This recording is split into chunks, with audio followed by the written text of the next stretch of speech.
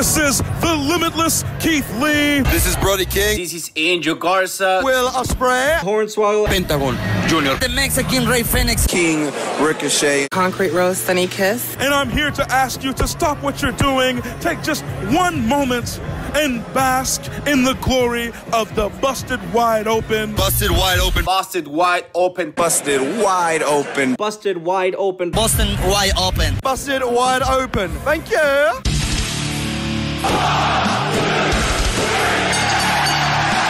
You're listening to the Busted Wide Open podcast, dropping the elbow on the hottest topics in sports entertainment and the world of professional wrestling. With your hosts, Nick Howell and Sir Ian Dangerous. Coming to you from the Orbital Jigsaw Network Arena in sunny Southern California.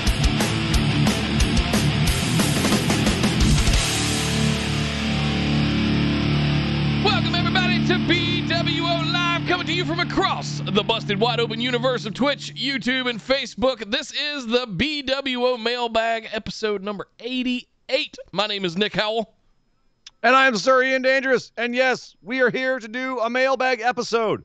That means we're going to answer questions from our patrons that they send in to us. If you would like to send in a question as well, you can head over to patreon.com/BWO and sign up for one of our lovely reward tiers, which will all allow you to ask questions right here on this show and get our honest and genuine opinions and feedback on those questions. You can ask about anything you want. It is an AMA format, meaning you can ask about anything. Obviously, we are a wrestling show, so typically it's about wrestling, but it can be about whatever you want, and you can do it however you want. You can just ask us a question. You can give us a quiz. You can give us some trivia. You can give us a lightning round. We love lightning rounds.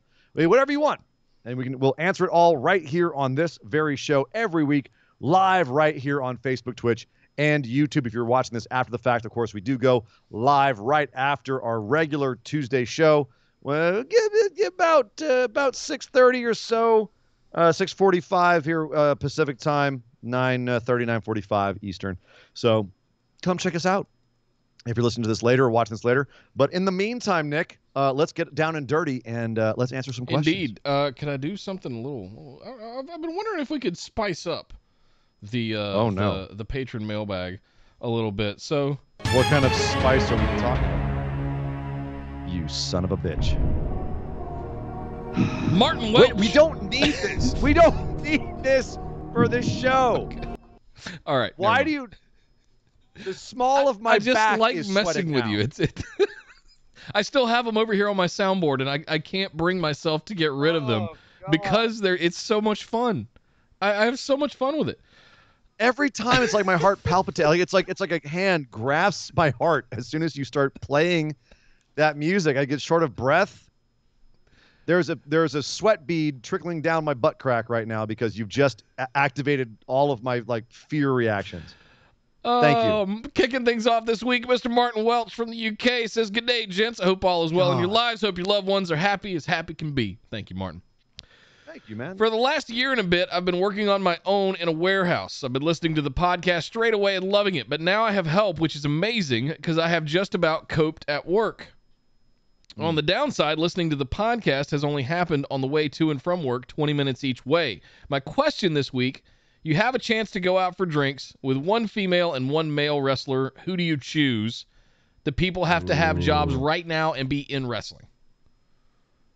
Right. He says, and be wrestling. So they have to be wrestlers, not backstage or behind the scenes talent. Actively wrestling. Yeah.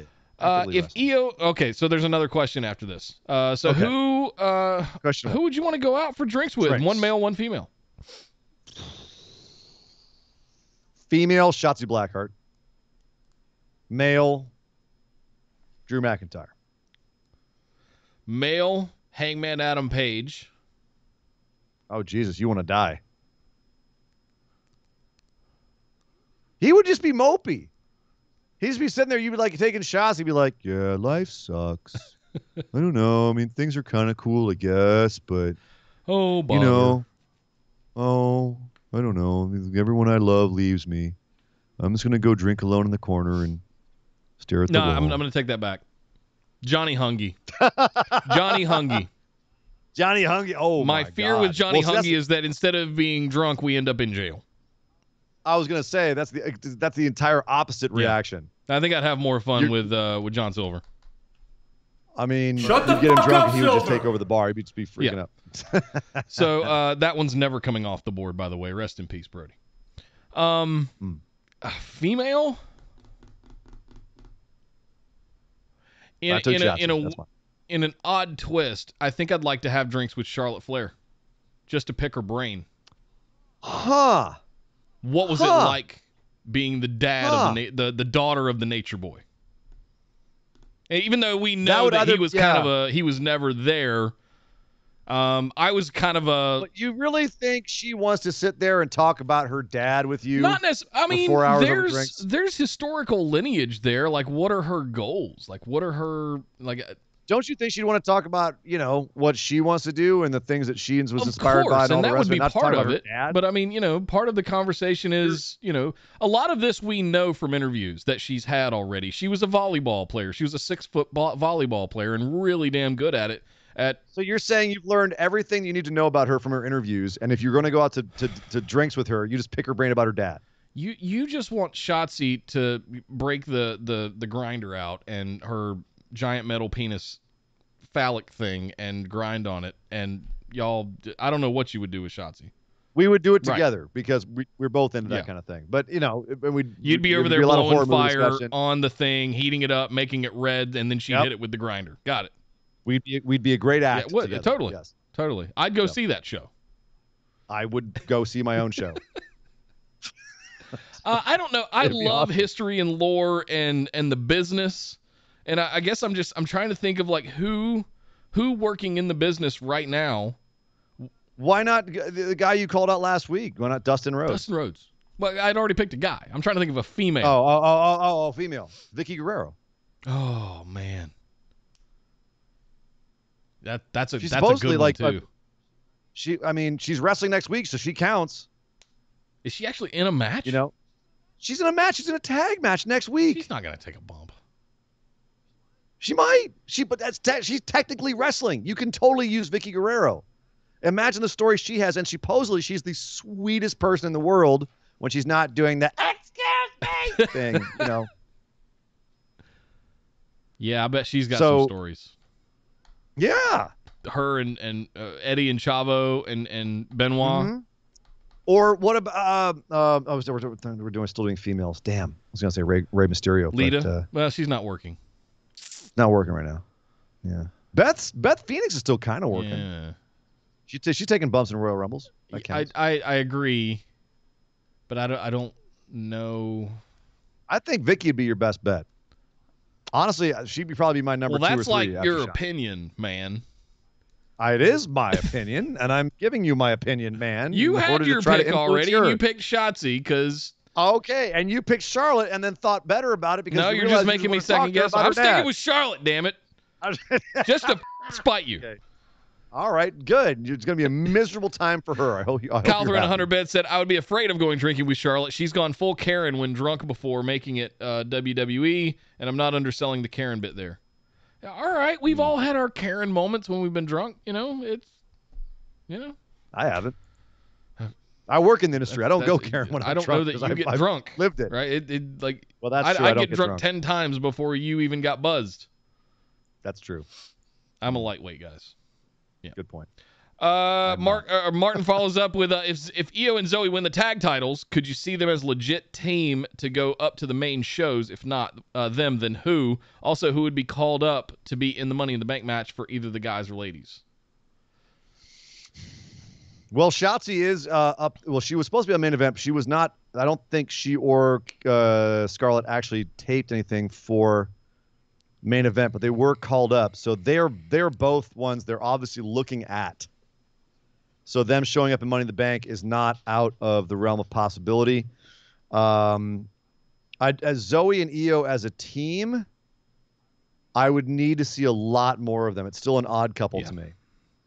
I'm anxious to see the match tonight. As soon as we get off here. But I'm gonna hold my opinion on that one. I do not think Zoe Stark is ready for the main. I don't think. I'm scared to say I'm worried about Io Shirai going up to the main roster. Right, not because of her though, because of main Right, roster. but Zoe Stark has a lot of runway in Needs more NXT yet.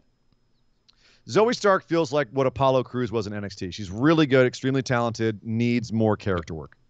Needs a defined Right now, character. she's creator wrestler a bit. Yeah. Yes. Otherwise, she's going to go to the main roster, flounder around for 3 or 4 years, and then get a gimmick as a Nordic princess. Right.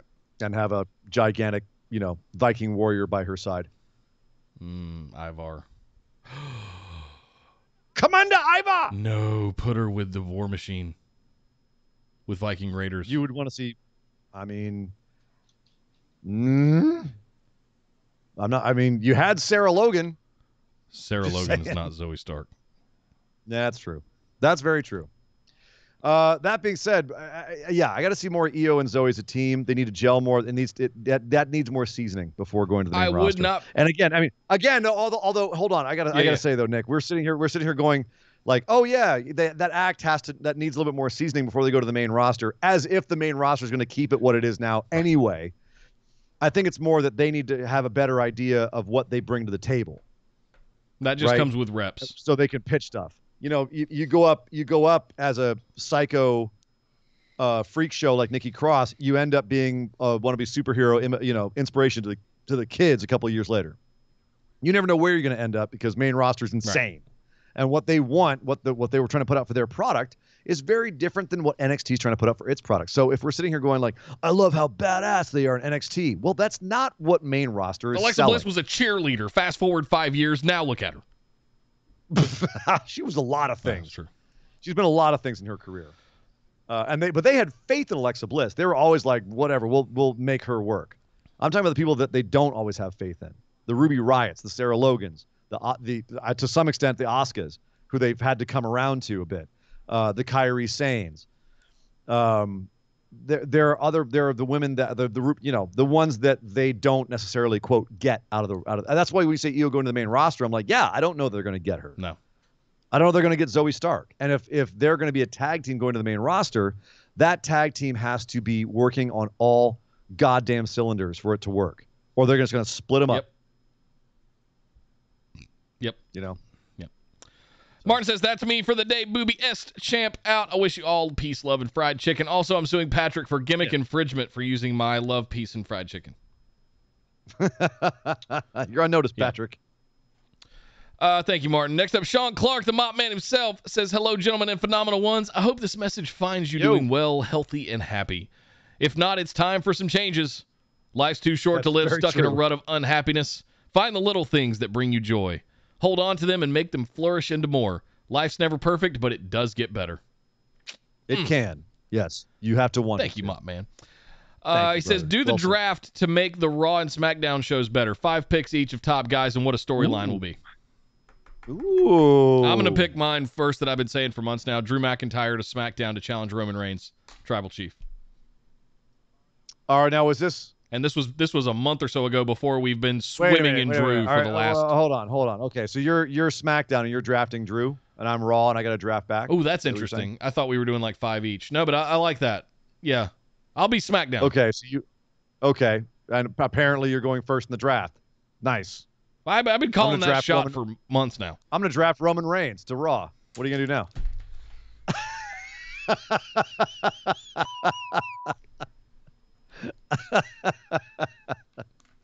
No. You can get Roman Reigns. I'll take Big E to Raw. Hold on. I'm gonna write this down so we keep it straight. Okay, so I'm taking Big E. You're taking Drew. Your turn. I'm gonna bring Jackson Riker to SmackDown. You can have him. The penitent man. Your number 2 pick is future WrestleMania main eventer Jackson Riker. It's your obsession is still there. Penitent man shall pass. In the Latin alphabet, Jehovah begins with an I, Nick. Nice. Ships that pass the night. Yeah. I did watch Last Crusade recently. Did you? That explains a lot. That's great. Raw for its number 2 draft pick. I can't believe that you did that. Raw for number 2 draft pick Sami Zayn. Okay. Well, just to with you, SmackDown will pick Kevin Owens to stay. Because I'm going to do something with him. Can't pick him to stay. You already have him. Can't they? You're picking people to come across. Does it say that specifically? You can. I mean, it's not okay. It's Raw and SmackDown shows better. You're trying to improve them. Who would you pick to come across the brands? Like, yes, I would put Kevin Owens back in the main event picture. Oh, that's not how this segment is about. He's saying, who would you bring from Raw to SmackDown to make the show better? I mean, Sean, correct me if I'm wrong here later on, but I believe that I am interpreting the spirit of what you're saying. Not have a draft, everyone's on the table, everything's wiped, make SmackDown again. No, it's who's on SmackDown now. You're bringing people over from Raw to make SmackDown better. And vice versa, SmackDown to Raw. With the 3rd pick in the BWO draft, SmackDown selects Doudrop to enhance our women's division. Who? Viper Niven. No. Thank you. Raw will take Rey Mysterio. And you can keep Dominic. I accept that. Because I want to have a triple threat match with Ricochet, John Morrison, and Rey Mysterio because we're obsessed with Lucha Underground around here, and that's happening on Raw. F you, SmackDown.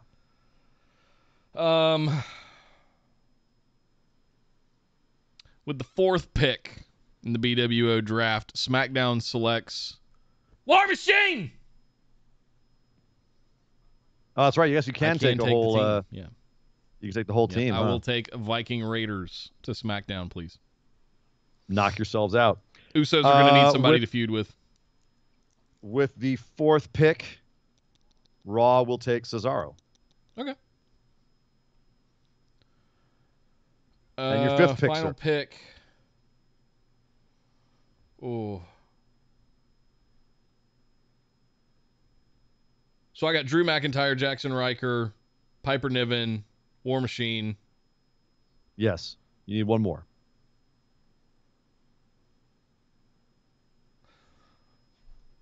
With the 5th and final pick in the BWO draft, SmackDown selects Ricochet.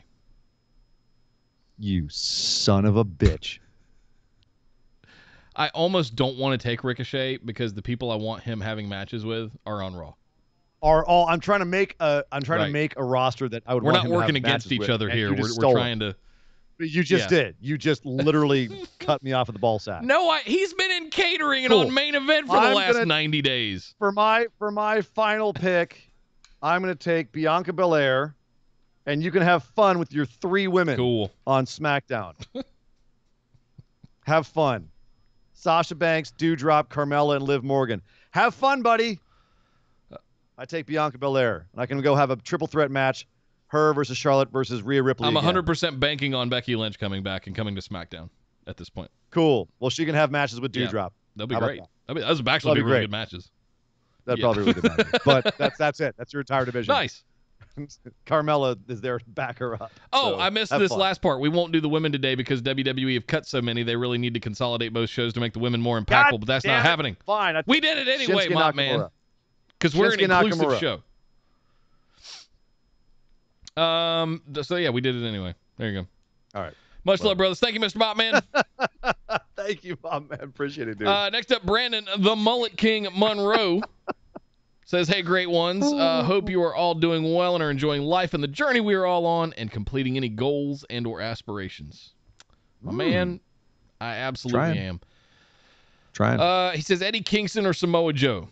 One take one and one take the other one. Please flip a coin to decide and debate who has the better promo game. Oh, I know who I want. I think this calls for the trusty. Would you like Stone Cold or The Undertaker? Let's go Stone Cold. Stone Cold. All right. Yeah. And head Stone Cold, tails not Stone Cold. Okay. Stale, I'll whatever call- the I'll back call- of the I'll call it knob in the air. is. Yeah, the knobby Yeah. thing. All right, I'll call it in the air. Stone Cold. It is not Stone Cold. Damn it! All right, who are you taking? And so we're debating which one, who has the better promo? Yeah. I'll take Eddie Kingston. Oh, that worked out well Yeah. for me. Okay. Then please tell me how in the world you believe Eddie Kingston has a better promo game than Samoa Eddie Joe. Kingston still thinks wrestling is real. Yes. The heart, passion, and everything that he has in his delivery is genuine. It's real. It's not an act. It's coming from a real place.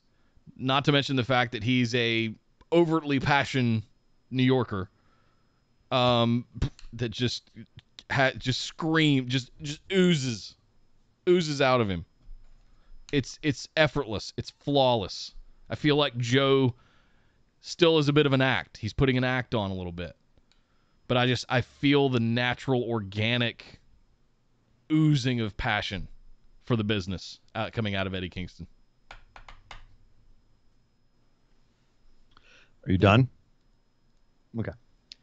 I agree that Eddie has arguably more passionate promos than Samoa Joe, but we're not here to talk about passionate promos. We're here to talk about who has a better overall promo game. And when it comes to a better overall promo game, it takes something other than just strictly passion and heart to give you the full picture. Samoa Joe has the ability to have passion and heart. He has the ability to have visceral emotion in his promos, whether that be anger or hatred or aggression or anything he wants to, or desire, whatever he wants to put into his promos. He has the ability to put those in there, as we've seen with his promos, with his feuds with AJ Styles, with CM Punk, with Finn Balor, Shinsuke Nakamura, famously Brock Lesnar. He has the ability, or just recently when he came back to NXT, Adam Cole. Right. We've seen that the guy has the ability to use words as weapons, not just put his heart on his sleeve like Eddie Kingston does. Eddie Kingston's promos are messes usually. If you write them down on paper, they make no sense. And while that does make for some of the classic promos make no goddamn sense when you write them down. Crop! But they're just great. But they're great because they are so full of passion and emotion. However, when it comes to consistently good promos, you have to have a certain level of elocution, style, verbiage. Joe has all of those Agreed. things. He can come across, he brings an incredible linguistic ability to his promos. He can talk you into the ground, or he can say something so short and concise and absolutely eviscerate you with half a sentence. Joe absolutely is a better promo game across the board. If you sat both of them in front of me and made me watch an hour of them promoing, I feel like I would get tired of Joe's or before Eddie's. That's kind of where I was coming from. I think I would lose the plot with Eddie way quicker. He'd become the annoying drunk guy at the bar rambling on about shit that he cares about, and Joe would still be entertaining. Way more entertaining than Joe. I point to the fact Joe is way more entertaining than Eddie. I point to the fact that Joe was a professional announcer for a while in WWE, whereas Eddie is like the guy at the locker room who pumps everybody up. Yeah. Like, I'm not saying Eddie is a bad promo by any stretch. I'm saying Eddie has given some of the classic promos in AEW history. However, you're talking about consistent promo game, Samoa Joe. All right.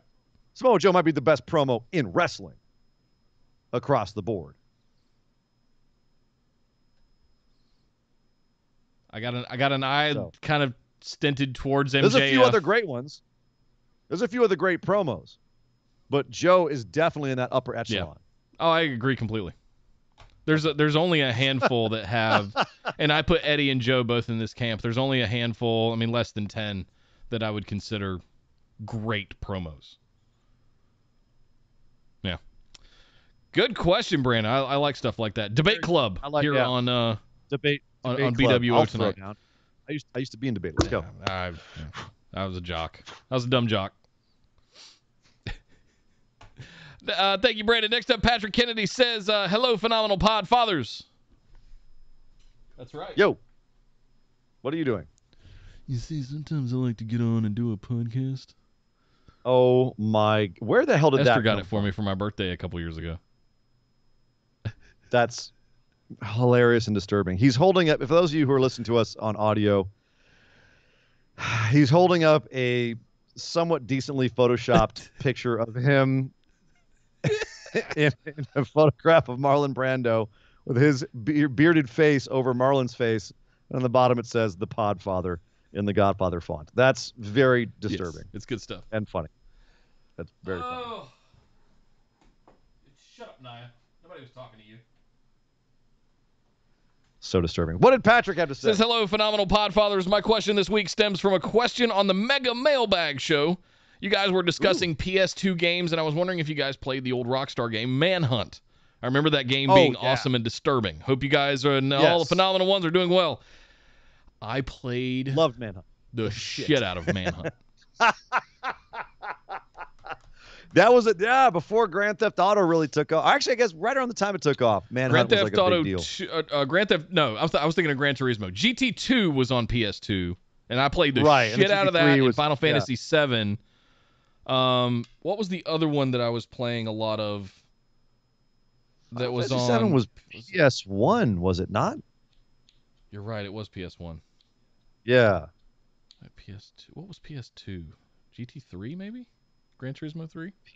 PS2 had some ridiculous titles. Crash Bandicoot, a lot of other stuff, yeah. Gosh, the only thing I remember about the PS2 is going to a Best Buy in Greenville, South Carolina, and charging the door with a herd of people, and there were 2 pallets of PS2s, and rugby scrum shoving people out of the way to get one. That was the first time I ever stood in any kind of line or rushed a door.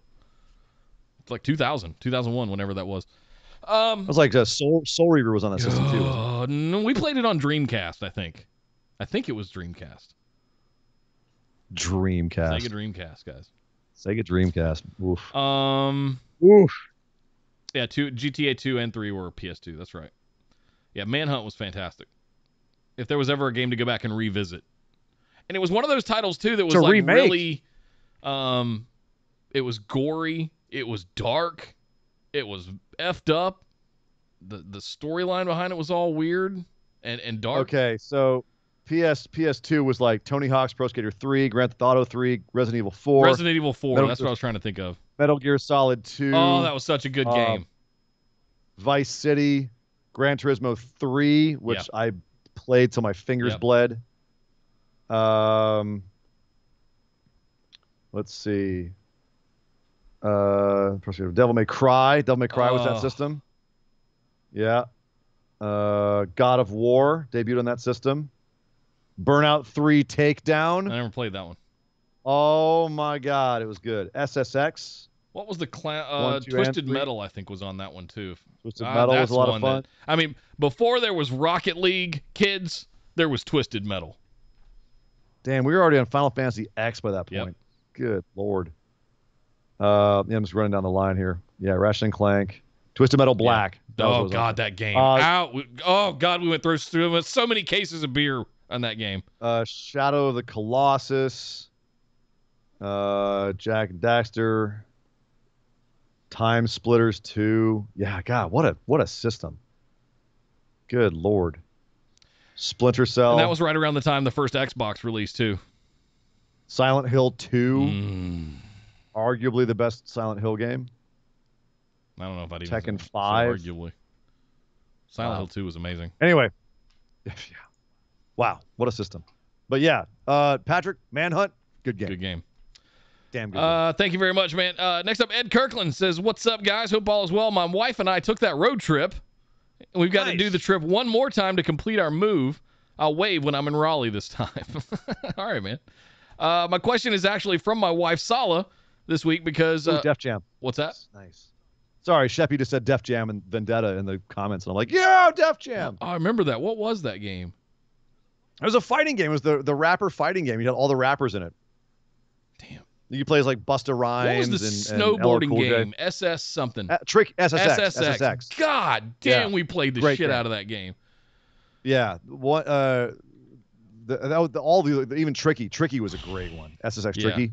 So good. So good. Played the crap out of it. So his wife Sala has a question this week because we were talking about this on the last trip. What would be your top 7 ranked all-time cosplay wrestling couples costumes? Ooh. What? Ooh. So if So if you and I were to cosplay a wedding couple, a wrestling Well, no, couple. if you and Esther were gonna cosplay Sure. a wrestling couples, or if you and your boyfriend, Karrion whatever. Kross and Scarlett. Like that's got to be up exactly there, right? right. I I mean, I guess it's relevant. Macho Man and Miss Elizabeth. That's got to be number one. That has to be number one. Like, is with there anything a better than third Macho friend Elizabeth? somewhere lurking in the background is Hulk Hogan. Just to mess with the real marks. That's right. And at some point, Hogan's got to like carry Elizabeth Right. away, and Macho goes Right. running after him. Yeah. Chuck and Billy. Chuck and Billy absolutely have to do Chuck and Billy. Do Do you do Triple H and Stephanie I was just gonna say Triple as H and the Stephanie has to be a authority? good one. Um, Yep. That's 4 so far. Mark Henry and Mae Young. Mark Henry and Mae Mae Young. Young. Oh my God, Mark Henry, Mae Young. That's brilliant. With the hand. Yes. Yes, he's carry around. Right. Yes, he's what you carry around a hand with you. Wrestling Halloween, guys. We're gonna dress up in wrestling costumes. Oh God. Somebody gonna get the wig split. Do you do Triple H and Stephanie, or do you do Triple H and Katie Vick? Okay, dude. Too soon? Yeah, No. just no. What? What? You can do Triple H and Stephanie with a Jericho lurking somewhere in the Y2J in the background with his top pony. One of your other friends goes as Test. Oh, poor Test. Oh, Rest in come on. peace, Test. That's low blow. He goes Macho Elizabeth. You could have Hulk Hogan and Scary Sherry in the wings true. on that one. Were they? I guess we're saying couples. We're not saying husband wife officially. Where's You that go? got Where's to that? throw in. Speaking of lurkers, you got to throw in Edge and Lita with a Matt Hardy lurking around in the back. Oh, or Lita and Matt Hardy with an edge lurking. Or Oh, Edge and Vicky Guerrero. you gotta do Edge and Lita, but you're both just dressed in sheets because Oh. you're doing the live sex Yeah. session and it gets interrupted. Yeah. Oh. Okay, this one has to be near the top. Miz and Maurice. Oh God, Maurice. God, what the hell? That was weird. Miz and Maurice, but Miz and Maurice dressed as John Cena and Nikki Bella. See, I was gonna say John and Nikki as a kind of a low blow. That's No, funny. that's what I'm saying. You got to do Miz and Maurice dressed as John and Nikki. Them doing the imitation of John and Nikki. Oh, Otis and Mandy could be on there.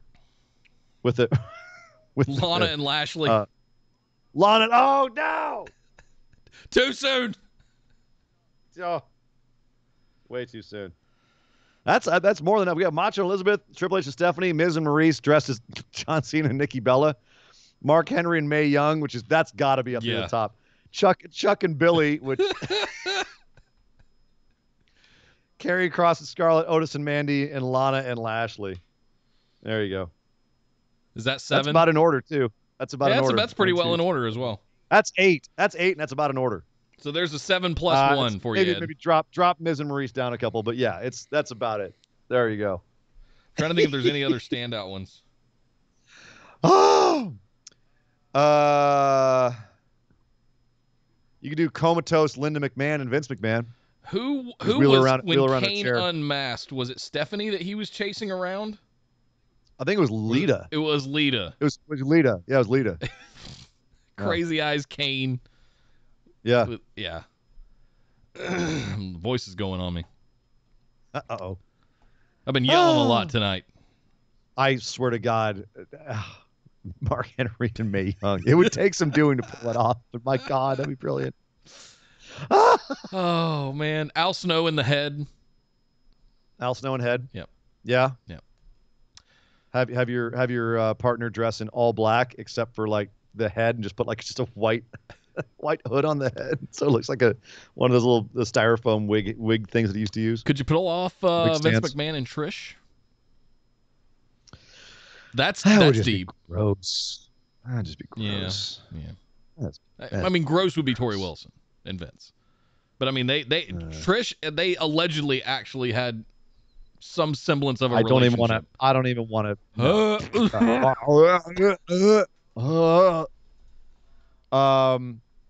You could do. By the way, have you watched the Mick Foley Broken Skull session yet? What about Beulah and Tommy Dreamer, or Francine and Tommy Dreamer? Francine and Tommy Dreamer. I guess I don't have enough context for that one. Don't worry about it then. Have you watched as a sidebar? Have you watched the Mick Foley Broken Skull session yet? Of course I did. Oh, the Broken Skull. No, I've seen a bunch of clips from it. I haven't watched the whole thing. It's good. Can't wait. Come on, man. I haven't had any time the last week. You know where to find it. I do know where to find it, and I will find it. Watch right after this. All right, there we go. That's he was talking about how Vince would wear a boy's medium when he would and rip the sleeves off of it when he would do the wrestling jersey. Yes. And I'm just thinking about that with, I don't know, you could throw Stacy Keibler in there if you wanted to, I guess. That would ruin your image of her. Thank you very much, Ed and Sala, for the question.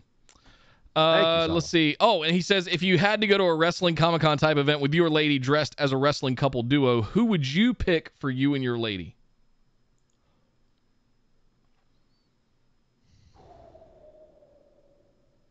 I'd probably go with Mick Foley and Socko. That's just put her in a life-size sock. Just make her a giant Socko. Yeah. That's fun. Paper mache Socko. That'd be hilarious. Or I'd be the Socko and she could be Mick Foley. Okay. What? That's funny. Or maybe Esther could pull off a Scarlet. I just couldn't pull off a Karrion Kross. No, you'd have to go as either Chunky Jackson Riker, or you could go as Ivar, like skinny Ivar. I would go as Otis and Mandy. I could pull off Otis. Yeah. You could pull off Mandy. You pull off Otis. There you go. Yep. Yeah. There you go. Done. Nice. Thank you, Ed and Sala, for the question. Next up, Yardy says, Gudavon Dames in Hedden. Hope everybody is having a great day. I've been on a downhill slide the last couple of months. That's not good, man. Oh. So I decided to start going to a counselor. Good. Normalize therapy. Yep. Seriously, guys. Yep. Don't be worried there about are seeking people help, to talk to, and my DMs are open. You know? Not a question, and I'm not a therapist or anything, but there's always people to talk to. Not a question this week, but I just want to thank you guys for being amazing and always bringing the positivity. Also, thank you to all the phenomenal ones and for all the amazing questions and bringing the positive vibes each week. Really happy that I found this podcast and able to be a part of the BWO family. Yardy, we are happy that you're here, man. Thank you so much. We're really glad you found us too, man. We have shared life experiences together. We helped you propose to your girlfriend. Yeah. I don't remember if you got married yet or not. I'm not sure. But I'm actually really proud of him for going to find a counselor. That's awesome. I wish absolutely just normalize it. It doesn't need to be a stigma anymore. No. Thank you very much for sharing, Yardy, as well. That brings up a really good point. And it's one of those things, just mental health awareness in general is necessary. And I think actually a lot of corporate, if you work one of those corporate jobs, a lot of the healthcare plans have now all started including therapy, not just like physical healthcare, but they're incorporating mental health care into some of those as well. Everyone's got their shit. Everyone's got their ish they're working through, and most people won't know you're going through anything unless you say something, unless you do something. Otherwise you just bottled up. It's going to be there forever, and nothing's ever going to happen about it. So actually taking action on it is probably one of the most brave things you can do. It's probably the best things you can do is opening up about it, doing something about it, taking action. So it's wonderful that you're doing that, man. Congratulations. It's great. Let's see. Next up, Jay Reyes says, hey guys, what's up? How'd Ninja Scroll go for you, Nick? Yeah. How'd Ninja Scroll go for you? I haven't made any further progress since Friday. Oh, for Christ's sake. I had a busy weekend. And I'm off next week, and I plan to get through it and a couple of other ones. Because there's been other suggestions come in from you and Ian and from others. After you said you weren't feeling the first 20 minutes, I was saying keep up with it. Hopefully it'll get better for you. I meant to send it. That's what I was telling him. So I kept telling him. I meant to send it through Keep Super with it Chat, first, but yeah. oh well. After I gave my picks of either Fist of the North Star, I did get a copy of Fist of the North Star. It is in there for me to watch next week. So I will watch that one. Or Berserk. I'll look that one up too. I had remembered some others I wish I would have said. Vampire Hunter D or Ghost in the Shell. So I've heard both of those names. I don't know anything about either one of them other than like what I got out of the Scarlett Johansson movie. So did you watch the Scarlett Yes. Johansson movie? Okay, so that was really heavily inspired by. So Ghost in the Shell was a manga, and it's also been What is a several manga? different. Manga is like the comic book. So Japanese comics. Japanese Okay. comics, essentially, yeah. They're serialized a little bit differently than they are here in the U.S., but it's the same. It's Japanese. It's still a comic book. book with panels.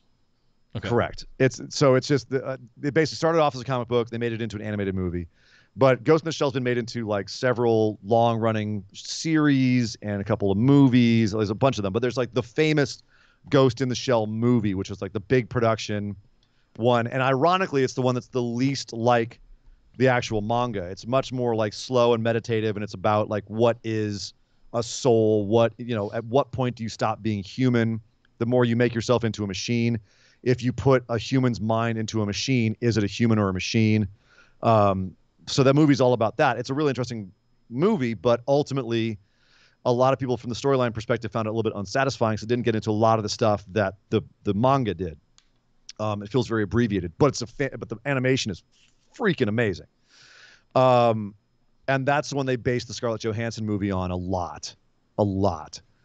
So you might actually dig, now that you've seen the Scarlett Johansson one, going back and seeing the anime version of it, because you'll see a lot of things that were similar to the live action movie where you go, oh, that's where they got that from. So that might be one that you could check out. It's just very atypical as far as anime goes, because even though there's some like visual tropes that are similar, the feel and the mood of it is not typical of anime. Okay. It's very much its own animal. Whereas Vampire Hunter D, there's actually two movies. There's two Vampire Hunter D movies. There's one from the 80s, which the animation is god awful, but the art design and the character design is still really cool. So if you don't mind like the really bad 80s like Robotech style animation, Like Transformers and G.I. Joe and Voltron and that stuff? yeah, but even like sub that, right? Like it's very choppy framework and everything, like frame stuff. But it's a really cool story and very cool character design. But it is kind of cheesy in that 80s way. But that maybe you want to check out. They did make a newer one called Vampire Hunter D Bloodlust, which I would argue the story isn't quite as cool. It's still a really good story. It's not quite as cool, but the animation is way slicker. It's by the same animation house that did Ninja Scroll. They're really well known for doing fantastic animation. And that's actually a really cool movie too. Of the two, I'd say start with that one.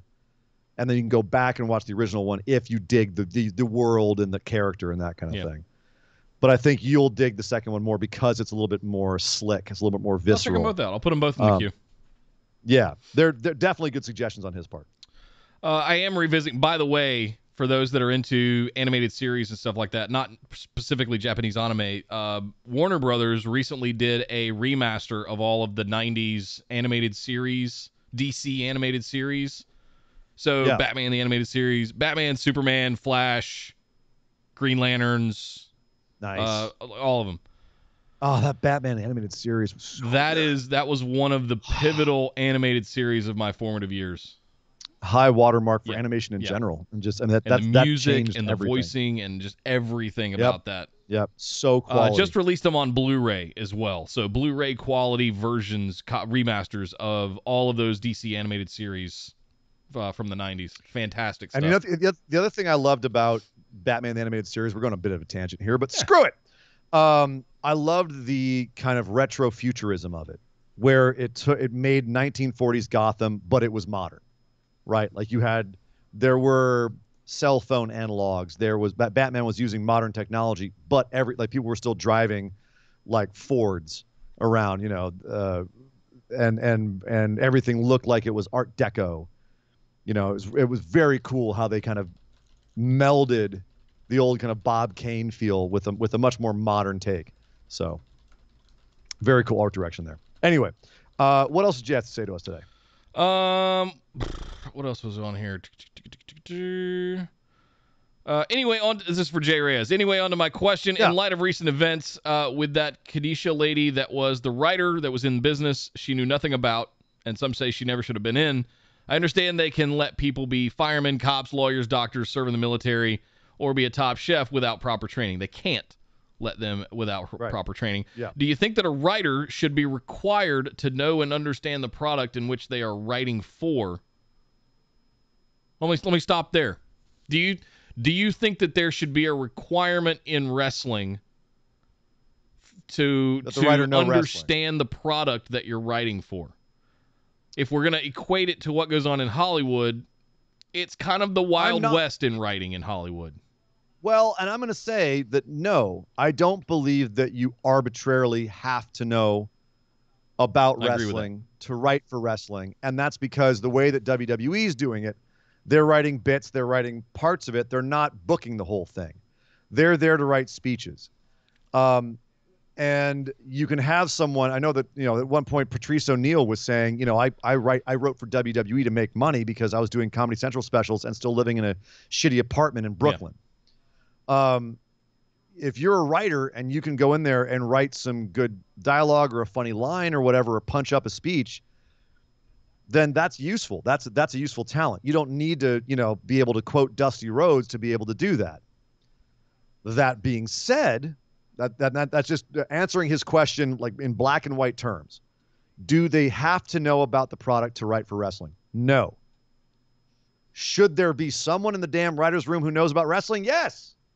Should they be hiring a bunch of people? Should one of the caveats for them hiring people be know nothing about wrestling so we don't have a whole bunch of marks in here?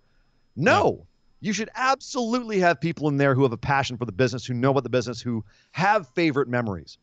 If you're going to have a big writer's room, have a bunch of different kinds of voices. You don't want all your voices to be ignorant of the product which you're trying to write for. You want some people to be in there saying, I remember that time with Stone Cold back in the 90s. I loved that. Let's try and do that again.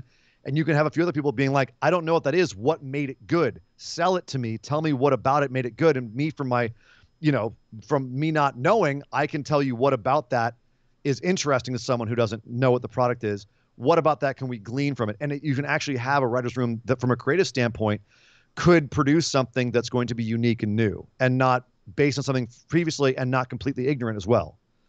Having it be an extreme one way or the other, I think, is where the weakness lies, to answer the question. Or having the entire room swayed in one direction or the other.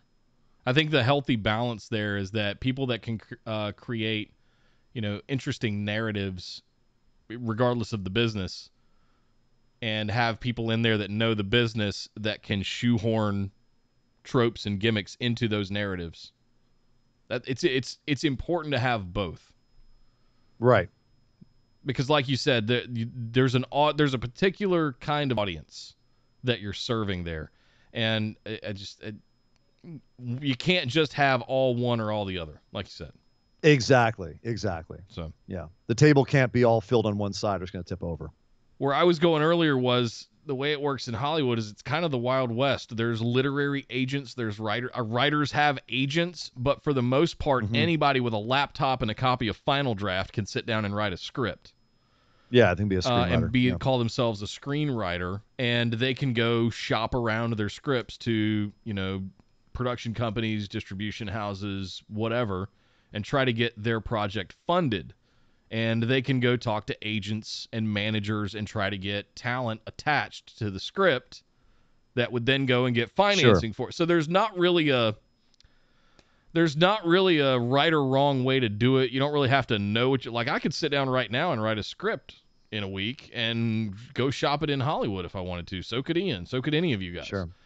But and the situation game. from it's the hustle. That's the right? game. And the situation, from what I understand, with Kenise Mobley, who he's talking about, she's the woman who was, employed by WWE to write for them, and went on a podcast, and she said, I don't really know the product that well. They wanted me to not know the product, and she couldn't even name who the champion was. She couldn't even properly name Bobby Lashley. And she got fired. Or she didn't know who the WWE champion was.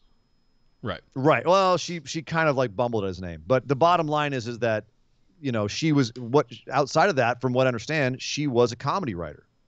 Like she was a wannabe comedian and comedy writer, and like that was what she did. And she was doing this gig because she saw a gig to be a paid writer, and you didn't have to have any experience in wrestling. And so she was like, cool, I'm gonna do that.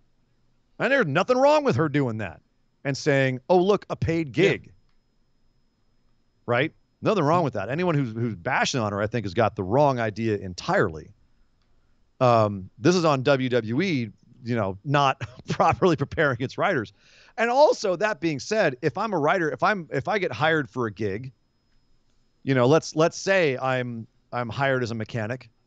I don't know a damn thing about being a mechanic. I know a couple things about cars, but I can stare at an engine and tell you where certain things are. But you certainly don't want me working on your engine. You know what I'm gonna do? I'm gonna go home and learn about engines real quick, so I know what the hell I'm talking about. At least a basic idea. That's just me. Now, unless they had a mandate, like, please don't watch the product, don't learn about the product, stay innocent. Unless they have that mandate, then that is kind of on her. She probably should have gone and done a little bit of research about the things she was writing for. How did she get the job? I'm curious. They put out requests for writers. I've seen them. They just send in writing samples or something like that? Yeah. You said, like, where have you worked for? What other shows have you worked for? Send us some samples. There you go. I'm not a sports analyst, but you know what my first job was when I moved to LA? Those of you that have NFL Sunday Ticket might know of something called the Red Zone channel. And Andy got me a gig where, actually Amy did, to her credit, got me a gig where I went at whenever football starts in LA at like dark 30 in the morning, because it's the West Coast and it starts at like 9 o'clock in the morning. We had to be there at like 7 a.m. and we would sit in the studio with Andrew Siciliano. His desk was over there. His set was over there. And there was a row of TVs, and we were assigned a game to watch. And we would basically have to flag a producer when something big happened so that they could phone it into the control room so that Siciliano could say it on TV. We were basically drones watching. I was getting paid $10 an hour to watch football and tell people when something cool happened. Doesn't suck. I'm not a sports analyst. I just love football, right? No. But if you were Adnan Virk coming in from sports and like you knew a little bit about wrestling, you'd have to learn about wrestling really quickly. And to his credit, he tried. But they threw that guy, and they were like, well, it's good he knows nothing. He's going to have a fresh take on it. No, he's not going to know what the hell he's talking about. The analogy is if I came in knowing nothing about football and they wanted me to do Siciliano's job. Right. That's the analogy. I have no idea what I'm doing. Right. But I can make it sound good. I can go up there and talk about it. Yeah, the 49ers go in to score. They get 6 points. I think. It is 6. It's 6 points, right, guys? Yeah, 6 points. Yeah. I think they're going to go for a free throw now. Wrong sport, you idiot. Calderon 100 bit said, speaking of Batman the animated series, check out the Big O anime. Very close feel in terms of a show. Yeah, all right. And I see all you guys' suggestions. I'm writing them down. Cowboy Bebop, Outlaw Star. Yeah, all of these. Thank you guys for all the suggestions. I'll be checking them out. But take it easy. Slow roll me, okay? Don't throw Nick into the 20-foot deep end. Y'all, okay? Nick is an anime virgin. You can't throw him an orgy right off the bat. You have to like slowly ease him into these things, right? Let's start him with some missionary, then we'll get into the fancy stuff later. We're talking about the H word. We're talking about anime. Oh, okay. We're talking about anime. Okay. Let's say Jay said, even if they are fans of it per se, shouldn't they have at least the qualifications of knowing what has happened in a minimum of 3 years? Also, why not just have a mixture of drama, comedy, horror, and soap opera writers then?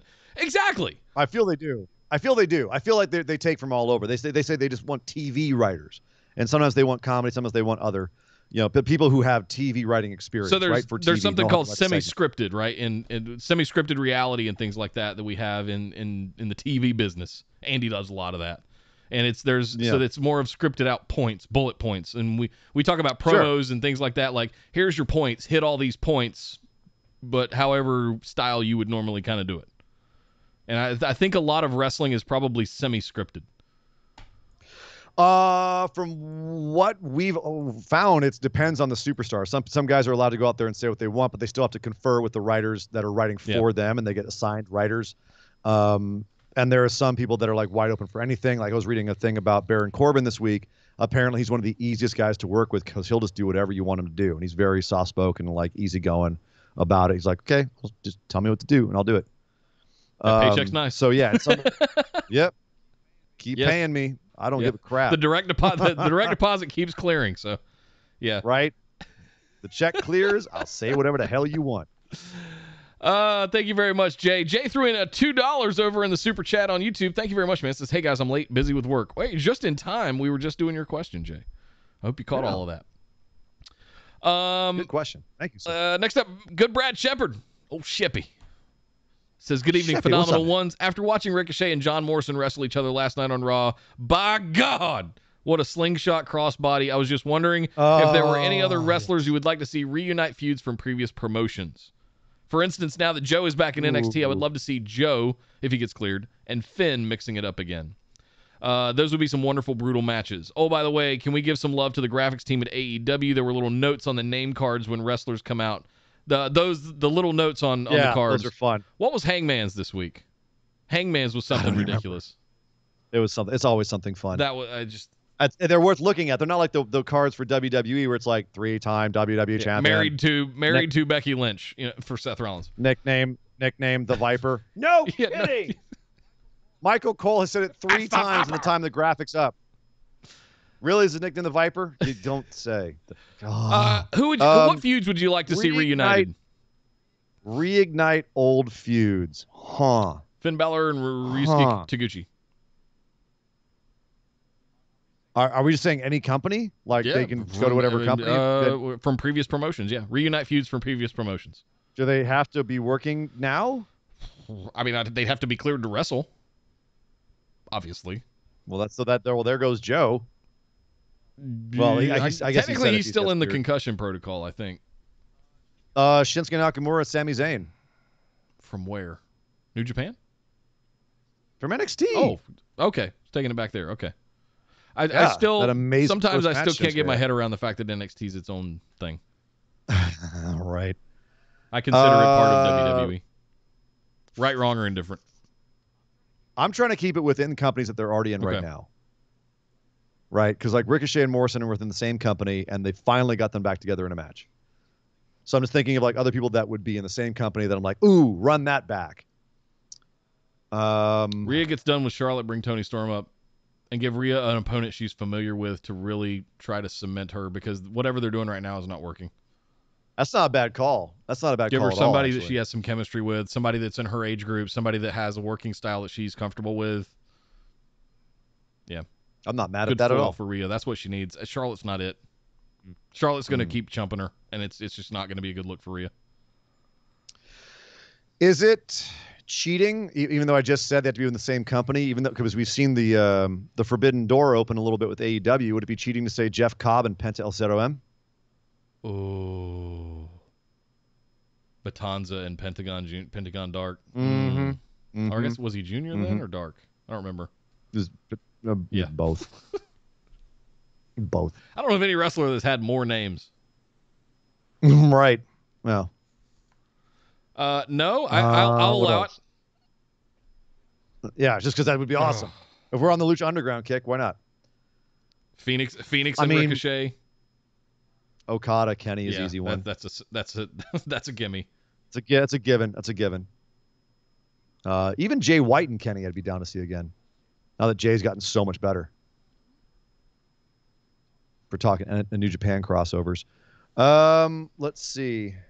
Oh, Sheppy with 100 bits. Hangman's that's what it was. Hangman Page's nameplate said hotter than a hoochie coochie. I literally spit my tea out when I read it. Well, way down yonder on the Chattahoochee, it gets hotter than a hoochie coochie. That was the anthem for my high school years in Boondocks, North Carolina. Careful about that Chattahoochee, man. You don't know what Marty's putting there. Kyle says Hiromu and Kushida. Oh God. I mean, if Hiromu came to NXT, yeah. I'm glad we're getting Kushida and O'Reilly again. I want to see more of that. Kushida and Tozawa running that back. That'd be nice. Actually, Tozawa and Apollo from Dragon Gate. That'd be awesome. Some of those old Dragon Gate matches would be sweet. Walter and Keith Lee from PWG. Oh yeah. Oh man, Walter and a few people. Walter and but again, Keith Lee, Chucky T. Whatever. Keith Lee, Tomohiro Ishii. We're really gonna go crazy. Wow. Oh, that'd be. Oh God. They saw each other. They met each other in Rev Pro. Excuse me. There was a great Ishii Keith Lee match from Rev Pro. I've seen enough Keith Lee and Dijak for now. What? Kyle said Keith Lee and Dijakovic, and I feel like it's too recent. We saw like 27 matches in I can never get enough of that. I don't know about that's a fight forever one for me. So I don't know what you're on about, but okay. Kevin Steen and El Generico then. I mean, technically Edge and Matt Hardy are still wrestling, and we're kind of having the Matt Hardy and Christian thing now. But Matt Hardy and Edge reigniting would be interesting if we could make that happen. I know we're breaking the rules right and left now, but whatever.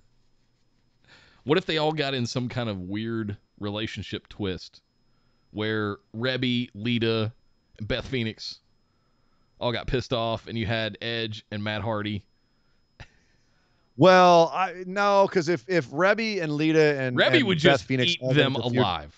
That's what I was gonna say. They don't stand a chance. Like she just shift them. Like it wouldn't even be her match. She just go. She'd shoot on them. It would just. Be... What you say about my man? Just like prison. Just. Oh God. Jay Wolf threw in 100 bits, said, "What do you guys think of Murphy Omega? The match that Kenny keeps saying he wants. Not a renewed rivalry, but would be awesome." You know about Buddy Murphy and Kenny Omega? Have you seen Buddy Murphy lately? No. Oh my God. He posted a gym pic the other day. Jesus jumping brown butt Christ. That guy has gotten so yoked. Oh my soul. He's enormous. Wow. He's enormous now. Yeah. I think that I was at the WWE. He's like, whatever. Health policy, screw it. Wellness policy out the ass. I'm going to get big. He is huge. 205, nothing. I'm going for 240. Oh, my God. Yeah, he's a big boy. He's a big boy. And as always, I'd love to bring back Ospreay and Ricochet, but that's just, pie in the sky. Brad says, "Take it easy, guys. See you on the flip side." Thank you, Chevy, for the good question. Thank you very much, Chevy. Appreciate it. Next up, Josh Logan says, "Hello to the phenomenal universe. After seeing the 6-woman tag match on Raw, it made me think I can't remember the last time we've seen a powerful women's faction. My question is, who would you like to see start a faction, and what would their name be? As always, thanks for everything you do, and stay phenomenal, Pony Boy." Thank you, Josh. Yeah. Powerful women's faction. I'm struggling to think of anybody outside of Becky that people would follow. It's not about who could lead a faction, but who would people actually follow the direction and the leadership of. That's where I'm kind of hung up on Becky there. I don't think people would want to follow Charlotte, or she would be too selfish and want everything for herself. I would still love to see like a badass MMA tinged faction. Sure, like a 4 horsewomen of MMA thing. So yeah, only just not crappy. Yeah. Like having a like a Sonya Deville, Shayna Baszler, maybe even Zoe Stark. Like women who just look like they could tear your arm off. Sonya, Shayna, Zoe, and if she comes back, Ronda could lead it. And that would be the most terrifying goddamn faction. Damn. I just don't have any I don't have any faith in WWE to pull that off. This isn't about that. Okay. This is about like who would you like to see as a faction? Let's let the best of all worlds. Like go crazy with it. Have a little fun, man. That's the answer I'm sticking with, Josh. Sonya Deville, Shayna Baszler, Zoe Stark, Ronda Rousey. And they would be called TNS. Okay. Tap, nap, or snap. I like it. Ronda Rousey as their manager. Yeah, she could be a manager, or she could even be like the leader. You know, She could be the MVP. she could be either the J.J. Dillon, or she wouldn't be the MVP. Either the J.J. Dillon or she'd be the Ric Flair. All right. One of the two, depending on how active she was after the baby daughter. By the way, it's officially been announced. Nice. Congratulations. Kyle throwing 100 bits said Rhea, Raquel, Steph DeLander with Zelina Vega as their manager. South Connection muscle. Not mad at that. That's good. Not That's mad really at that. Good. Yeah, I'm find like Riot Squad, stick them under Becky, have some kind of like enforcers behind Becky, but I don't know. It's the whole thing that made Becky what she was kind of her just being an independent and going against the grain. And the more I think about it, I can't get my head around it. Yeah, Nick booking. I had Shayna and I had the 4 horsewomen of MMA versus the 4 horsewomen of NXT. But years removed from that, I don't know that we could even pull that off. Yeah, today. that's not can't run that back. That ship has sailed. Just a little bit. Yeah. I mean, I'd love to get Io and Asuka back in a faction, but Kyrie's already gone. I guess they have Saray, but it's not the same. No. Caleb B. Right resubscribe with a tier 1 for 10 months. That means you get a little bit of Good. a little chicken. Thank you so much, Caleb B. Right. What's up, man? Says, hey guys, had a moment and wanted to say greetings and salutations. Can't wait to listen to today's shows tomorrow to help keep my sanity and positivity while working. That is what we're here for, Brian. Thank you so much, man. Can't wait for you to listen to us well, man. Thank you, brother. Yes, sir. Thank you. Yeah. All right. So thank you very much, Josh. Next one is Kyle. A couple sneaking in here late. Kyle said, hello, gentlemen. Unfortunately, my serious questions have to continue because last week, many hardworking, now former NXT wrestlers got released. While that didn't sit well with me, especially my Ever-Rise boys, it was the comments from the competition that got me sideways even more between Eddie Kingston and Chris Jericho. For those who don't know, Eddie Kingston cut a promo after Dynamite went off the air that was very much the stereotypical, heard it a million times before, rah-rah speech about how great AEW is, their fans, and they are changing the industry. However, it was a section of it that didn't sit well with me. Quote, you will not see the heart that everybody in that locker room has on the other channel. End quote. This was after a day in which many NXT talent were putting over their peers' passion and hard work all day in the wake of their release. Not to be outdone, Jericho that same weekend would have comments surface in which Jericho basically said he would use his influence in AEW to ensure Shayna and Shotzi would never get a job there should they be released because, like the rest of the internet, they mocked or derided the fact that AEW did a poor job of hiding the safety measure Jericho had to go through. My question is, should there be a line in regards to jabs at other companies, particularly in regards to talent? No, if you're willing to give it, you can take it too. If Jericho's going to go out there and say bad idea from Bad Creative and shoot and throw lines at WWE, then Shotzi Blackheart posting a picture of her falling onto a bed, kind of mocking him falling onto his cardboard boxes. If he can dish it out, he needs to take it. If Cody can take a sledgehammer to Triple H's throne. Yeah. Come on, I mean, don't get so butthurt, Yeah. And Jericho going out there and being like, well, I was really scared to take the bump. I've never taken a bump like that before. And I did almost actually injure myself because I almost hit the thing and I really did injure my arm. Like, dude, we said when we commented on that show, we're like, that's a legit bump. Like, Jericho took a nasty bump. It looked like it had a relatively soft landing because, of course, if it hadn't had a soft landing, he would have died. Right. But they did a bad job of hiding that it was a soft landing. Like when Ricochet and Morrison went over the barricade this week, it looked like they just went and died on the concrete. And they did a good job of hiding the crash pad. They did not hide the crash pad well with the Jericho thing. We're not mocking Jericho taking the fall. We're mocking AEW for doing a bad job of producing it. And that's all Shotzi was Camera doing. direction. And if Jericho wants to get butthurt at that, He's taking a look in the mirror because he's also taking shots at WWE. And you got, as Kyle's saying, guys like Eddie Kingston saying they don't have that heart in WWE. How do you think that makes them feel when they're busting their ass out there and Shotzi's doing suicide dives through the ropes that look like she's going to kill herself? Come on. It goes both ways. Everyone's out there trying to earn a buck. It's not like Eddie Kingston is in AEW for free. Yeah. So, yeah, I can understand why that rubbed Kyle the wrong way. But that being said, Eddie Kingston's also there trying to route the troops as well, route the audience. That's what he's doing. He's there to get the audience fired up. Should there be a quote-unquote line? Who's to determine what that line is? Here's a hot take for you. The fact that there's not a line incites the fandoms and puts more eyes on products. Yeah. Engagement, quote unquote. Yeah.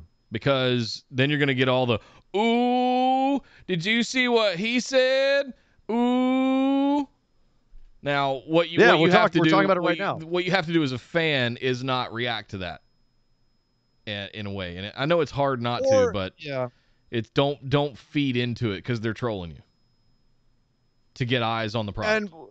And to a certain extent, it does work. That's why Eddie cut that promo, because it did fire up the fan base. And they want, people are tribal. They want to root for their team.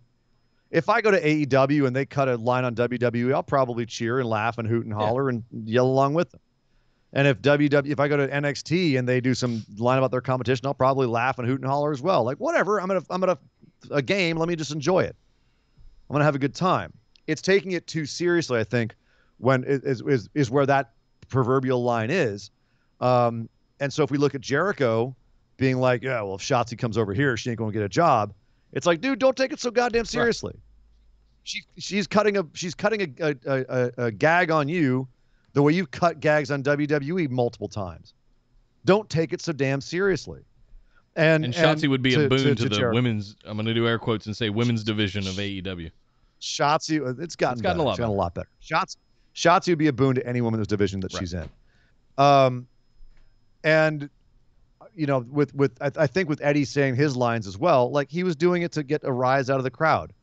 Don't take it so seriously. That's literally how I would break it down. It's just, all of these, they're just lines. They're not like I think if you want to something that'll be across the line, if they directly say this person's a bad person, right? Seth Rollins is a bad person, says Eddie Kingston. Yo, dude, that's a little personal. Now we can take that seriously. But if you're just saying like, oh yeah, the other company doesn't have as much heart as we does, a little tasteless, but I like them taking pot shots at each other, seemingly in kayfabe. But you said, where it starts to get personal, like we would never hire that person over here. That's an attack, character because attack. They made fun of us because she made fun of us. Right. Like, oh, give me a freaking break. Give me a break. You guys are over here mocking them for not getting the same ratings that you get. You called yourself the demo you can't god take it for months. Yeah, you called yourself the demo god because you beat them in the demo for weeks in a row, and you don't like it because someone falls on a bed in imitation of you falling off of the cave. Give me a break. Grow a thicker skin, Jericho. Right.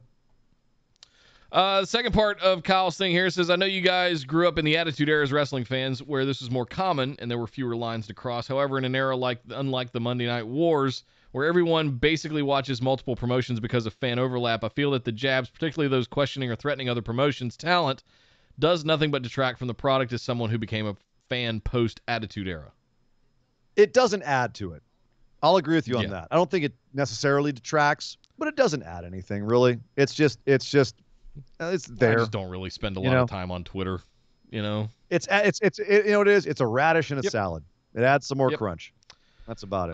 But especially with how frequently it's done and lack of being clever with it, such as a Talking Shop-A-Mania or Fire and Flavor pulling a trash bag that says Mickey on it for Impact to tease for Slammiversary. Ooh, that was fun. Yeah, I laughed. That was cold-hearted. So to reiterate, where do you think the line? I think we covered all this. Yeah, I think we said. I just don't get personal. If it's something that's kind of like taking the piss, like the Mickey thing, like that's one thing. But if they were like, if they had pulled a trash bag and then they pulled out like a head and it was Mark Carrano was written on the forehead of the head, that might be a little much. So there's another side of this that I want to say. But who's to say? I don't want to say it's right, but I think veterans of the business understand pot shots in kayfabe and things like that, or taking shots at the way. It's kind of like Jericho not as a former veteran? athlete, you would hear it classified as locker room talk. You know, Sure. there's a little bit of that goes on in any sport, and there is a line, but we're not in those locker rooms, Kyle. We don't get to determine what the line is as fans. Well, and then it sounds like they're finding their own lines as well. And Like let if Eddie them Kingston experiment. can say that, and then Shotzi can't. I think that's Kyle's point Yeah. here too. Is that they're also finding their own lines, and we're all having to. We also, in some ways, have to say like, hey, if you're going to say that they have no heart in NXT, but conversely, like Shotzi can't poke fun at Chris Jericho, like we've got to be able to call them out on that as well. Be like, hey, man, if you're going to go to that point, you have to be able to take it to that. Here's point. what I'll say: never burn bridges. That too. You never know when you're future endeavored, and you're gonna need a job. You look at right? Yeah, a lot of those cats that just got fired. Russia. You know, we're all sitting here going, we're all just sitting here going, you know, that was so unfair that they were fired. They should be so mad at them. I hope they burn them down. And like, I want to hear the interview where they trashed WWE, and they're like, no, WWE is great to work for. Vince and I had a great working relationship, and it just didn't work out. That's not burning bridges. That's being mature. I played second base in high school, college, and AA baseball. I can't repeat some of the things that I used to say to base runners to mess with them when they were on my base. Mm-hmm. It's as Jay said, talking crap is part of competition. It's Absolutely. a distraction to get you off your game, to make Mm-hmm. you hesitate, to make you second guess yourself, all of that in order to, all of that. I remember playing Ultimate Frisbee in high school. One of my favorite lines would be like, guarding up on a guy and being like, man, you were really a lot faster yesterday. You okay today? Did you eat lunch? Yeah. Make them get in their heads. Thank you very much, Kyle. That's a great conversation. I love stuff like that. Yeah, good stuff. Man. Last but certainly not least, Mr. Marshall Enlow says, evening, fellas. Yeah. Give me your top What's up, 5 snack drink combos for gaming all night. Oh, no. And what is your record for consecutive hours of gaming? As always, the content remains phenomenal. Oh, thank you very much, brother. Oh, man. Can we do the second one first? Yes. My record for consecutive hours of gaming. I'm going to have to think about this one. And it has to be what game was it It was for? easily World of Warcraft. Consecutive And it was when the hours Wrath of the game. Lich King expansion dropped, I believe 2007?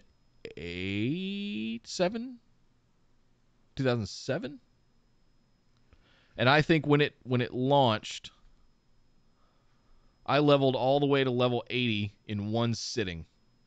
And I think it was straight. God. It was almost 3 days straight. You slept.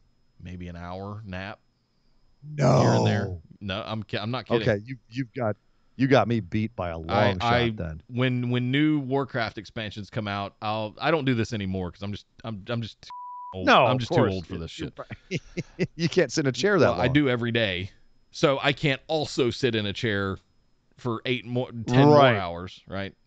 Saturday nights have become like my game nights, and I'm lucky if I make it 4 hours now.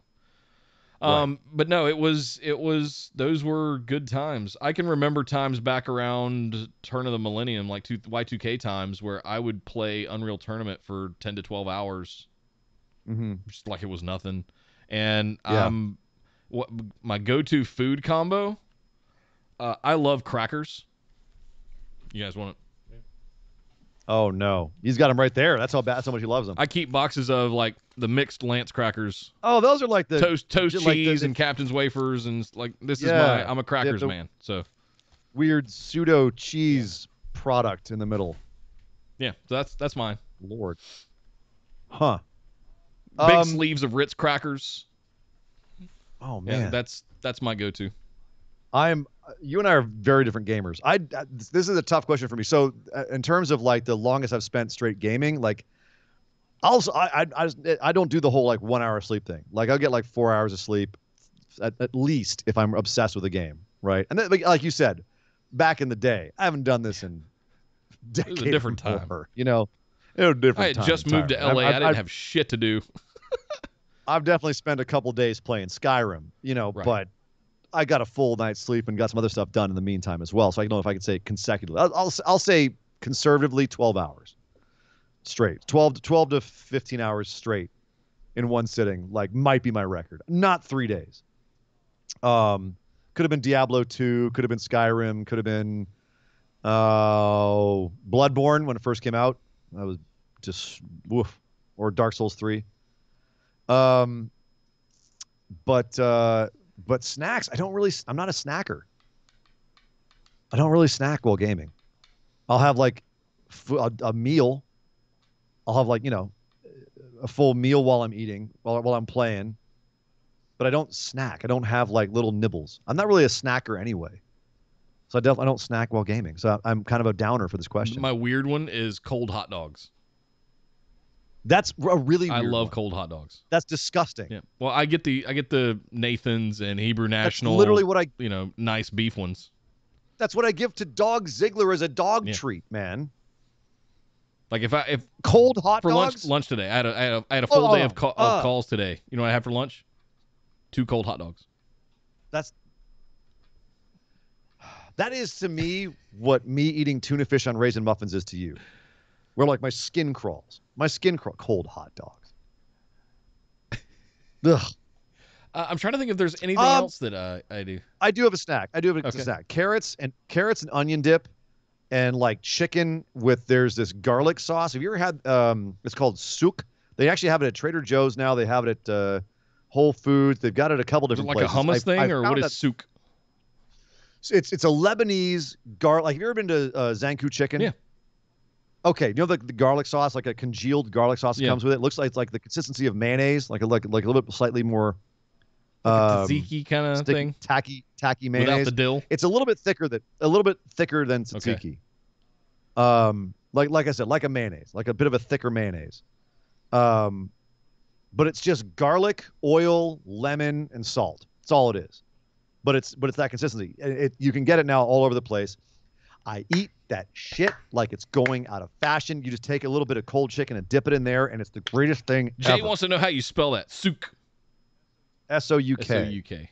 But usually they don't call it that. They'll call it like Whole Foods calls it fluffy garlic sauce. Garlic sauce, I think is what they refer to it as. There's a garlic, they call it garlic spread at Trader Joe's. And it's right in the hummus section. And where else did I see it the other day? I don't know, but I've seen it around a few different places, and it's magnificent. It's magnificent. It's so good. You put it on everything. But yeah, Mediterranean, it's phenomenal. What are my other snacks? I love pepperonis. I'll just buy a pack of pepperonis. Okay, we're doing it again where we started talking about food towards the end of the show, and I haven't eaten in hours, and I'm gonna go eat now. I'm gonna have a pepperoni pizza, I think. That sounds delicious. There you go, guys. There is your mailbag, your BWO mailbag for this week, number 88. Thank you guys so much for all the lovely questions. We love doing this. I could sit here and do this for hours. Talk about snacks and gaming. Pinch me. And wrestling. And wrestling. Thank you. Thank you guys so much for joining us. Yet another show. Again, reminder, patrons, next week we'll be doing your bonus. We know we're a week behind. We apologize for that. Scheduling conflicts. It'll be worth it. It'll be worth it. The concept that we've cooked up is gonna be fun. It's gonna be a good time. It's gonna be something. But we'll be back Friday night after SmackDown to break down. I guess just NXT and SmackDown again this week. AEW as well. Oh, that's right. They're back this week. On Wednesday. Yes. Yeah. Okay. So full show Friday night. Make sure you guys come. It's gonna be a blast. Our next pay-per-view is Money in the Bank. I think we got that the 12th, July 12th, if I'm not mistaken, or the 20th. Yeah. I can't remember what date it is. We got a couple weeks, but we're coming up on July 4th for here in the good old U.S. of A. We're going to be celebrating our independence. So over the weekend, this coming weekend. So lots of fireworks. Get some Benadryl for your dogs. All that good stuff. It's going to be a fun weekend especially here in the South. We like to shoot stuff, blow stuff up. Yo, you ain't seen 4th of July, so you've seen L.A. blow up. I've seen L.A. blow up. Oh man, you go up on a hill and it's like it's. There's that photographer that would take that like open shutter time lapse thing of like all the different neighborhood, all 27 neighborhoods. It's all their all fireworks illegal shows going off fireworks at the down same here, time. and no one gives a crap. The police are just like, well, There's what are we rampant going to do about it? gunfire, just people shooting guns in the air Oh, in yeah. South Central, Oh, and like just all kinds of shit, right? Yeah. That Dog Ziggler is an LA dog. He doesn't give a crap about fireworks because he's used to it. It's those valley dogs you got to worry about, the little sissies. Shit's blowing up again. Right. Exactly. Something's blowing up. What's going on, Mom? A bus backfires going down Ventura. Ah! Yikes. I miss LA sometimes. And then other times I remember what a pain in the ass that city was to live in. And on that note, On that everybody, note, on that thank you for bombshell. joining our show. Yeah, thank you for joining our show tonight. Linktree.com/BWO. We will be back on Friday. Love you all very much. Thank you for all the questions. Thank you guys for hanging out with us in chat over here on Twitch or Facebook or YouTube. We'll catch you next time. We really appreciate it. But until then, my name is Nick Howell. You can find me on Twitter at Data Center Dude. I'm Sir Ian Dangerous. You can find me on Twitter at Sir Ian Dangerous. But by God! Stop the damn match! This show is part of the Orbital Jigsaw Network. For more episodes, subscribe to us on iTunes, Google Play, or Stitcher Radio. For details and show notes from each episode, check us out, orbitaljigsaw.com.